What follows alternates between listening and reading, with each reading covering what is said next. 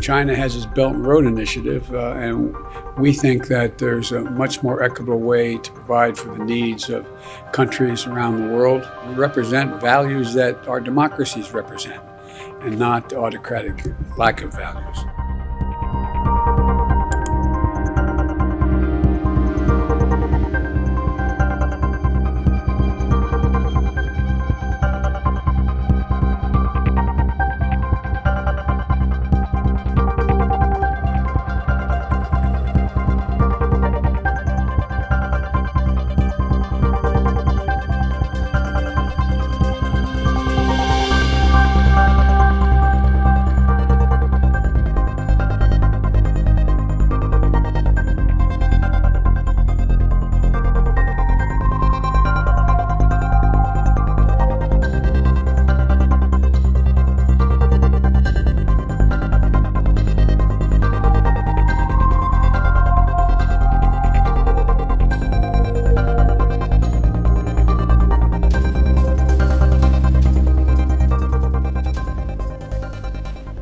We've just wrapped up what has been an extraordinary collaborative and productive meeting of the G7.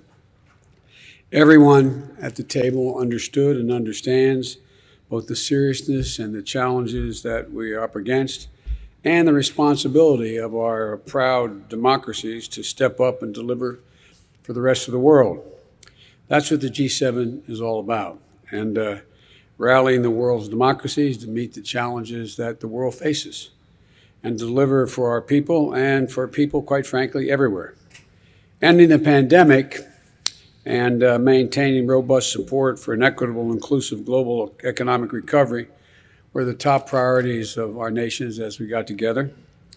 We know we can't achieve one without the other. That is, we have to deal with the pandemic and in order to be able to deal with economic recovery, which, as we're doing in the States, but we committed that we're going to do more for the rest of the world as well.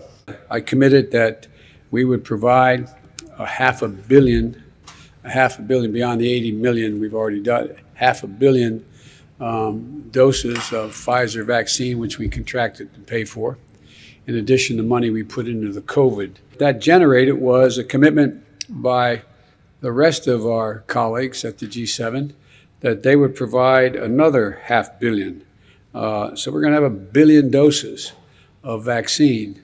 And in our case, that includes sharing more than not just the 1 billion doses overall, but we're going to provide for 200 million of those doses by the end of the year, another 300 million by the first half of next year.